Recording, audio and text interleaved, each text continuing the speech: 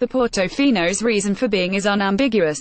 If the 488 GTB is about handling, the 812 Superfast about speed, and the GTC4 Lusso flexibility plus speed, the California's replacement is primarily about bums on seats.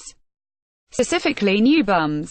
Customers previously unknown to Ferrari accounted for around 70% of the California's sales volume.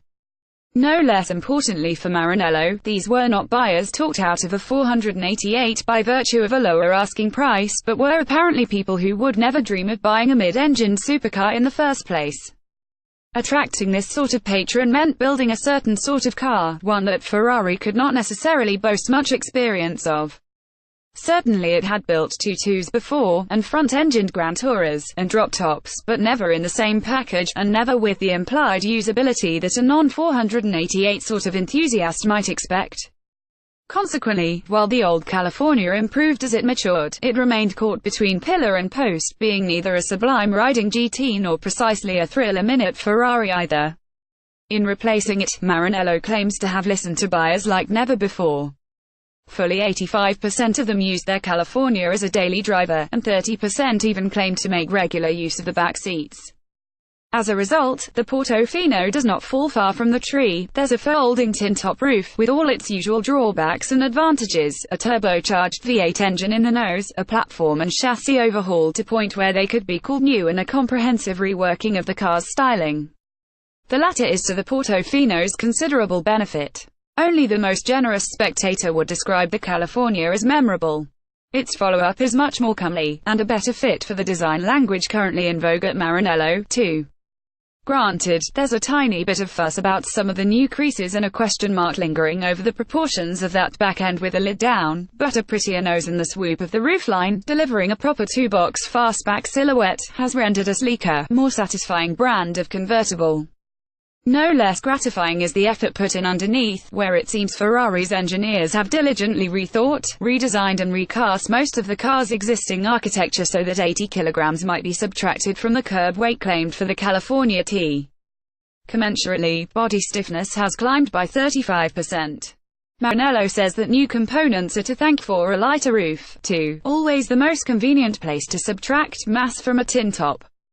It hasn't made folding it up any quicker, mind. It's a conspicuously long 14 seconds, and the process remains inelegant when compared to the 488 Spider's switchblade-ish sunroofing. In a quest to make the Portofino more livable, Maranello, typically as interested in boot space as you might be with your mother-in-law's new haircut, has endeavored to find room for 3 cabin trolleys with the roof up. It'll manage to with it down, although the canopy remains bulky enough to nix the idea of you using it for anything longer term, or something less conveniently sized. The cabin, on the other hand, is visibly enhanced.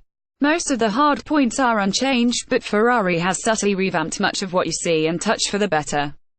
There's a new steering wheel and instrument cluster, although its alterations to the switchgear which generally make the Portofino seem a notch more usable than its predecessor, are feeling substantiated by the much larger 10.25-inch touchscreen now at the heart of the infotainment system. There are terrific new slim-backed front seats, too, slim enough to have gifted, temporary child-sized rear seat passengers an additional 50 mm of legroom. Behind the red starter button is the same turbocharged 3.9-litre flat-plane crank V8 that powered the California T. For the Portofino, the engineers have again delved into the details, chiefly to chiviate the passage of air through the engine. The intake, intercooling and exhaust have all been revised, and are predominantly responsible for the 40 horsepower increase in output, although, as ever, it's the exquisiteness of items like a new cast single-piece manifold, now with equal-length runners, that beg belief. The total tonnage of such artistry is intended to land somewhere between pushing the button and depressing the accelerator. And it does. The V8 barks and snarls and does nothing that isn't zingy arousing. Conversely though, it can't do understated or mellow either. It will not creep forward without being prodded, and while it is too responsive to ever be thought unobliging, it's not precisely amenable at low speeds either, not in the manner of, say, a Porsche 911 Turbo S Cabriolet anyway. Even with a Manetti no-dial switch to comfort, it gurgles a little too gassily and wants for the seamlessness that you might expect from a twin-clutch gearbox in auto mode. Of course it's possible to forgive the Portofino all this pouty, highly strung stallion stuff on a deserted hillside in southern Italy when it can also be trusted to hit 7,500 revolutions per minute in a way that feels neither turbocharged nor hopelessly strained.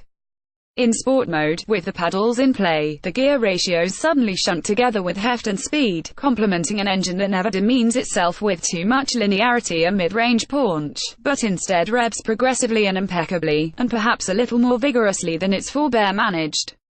Around the habitual finesse of the V8, Maranello has installed the kind of fail-safe rear bias handling dynamic that deploys its third-generation electric diff to maximum effect. The car's steering is electric now too, and its impulsive rate of response has apparently been sourced only one drawdown from the iteration used in the 488 GTB.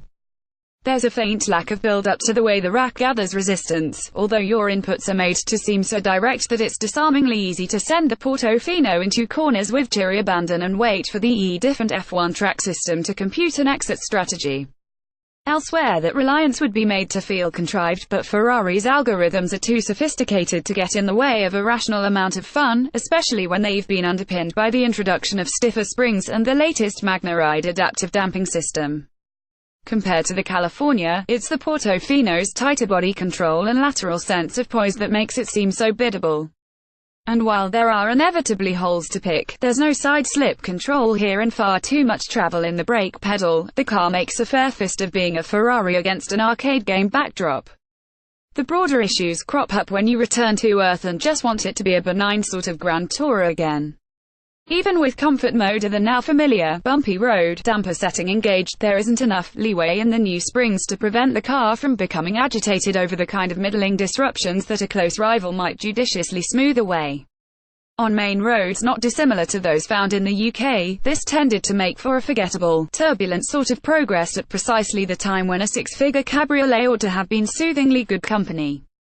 The net effect is not unlike the inability of the drivetrain to make peaceable, blameless progress, Ferrari's persistence with a taut and edgy handling character ultimately handicapping fulfillment of the brief at the opposite end of the scale.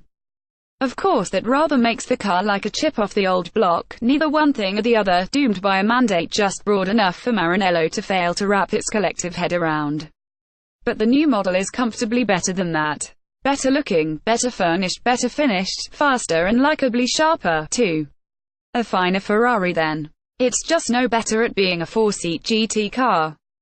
Go figure. Specification: Ferrari Portofino engine, 3,855cc, twin-turbocharged V8 transmission, 7-speed twin-clutch automatic, rear-wheel drive power, HP, 600 at 7,500 rpm torque, pound-feet, 561 at 3,000 to 5,250 revolutions per minute, 0 to 62 miles per hour, 3.5 sec top speed, 199 meth weight, 1,664 kg mpg, 26.4 CO2, 245 grams, km price, £166,180.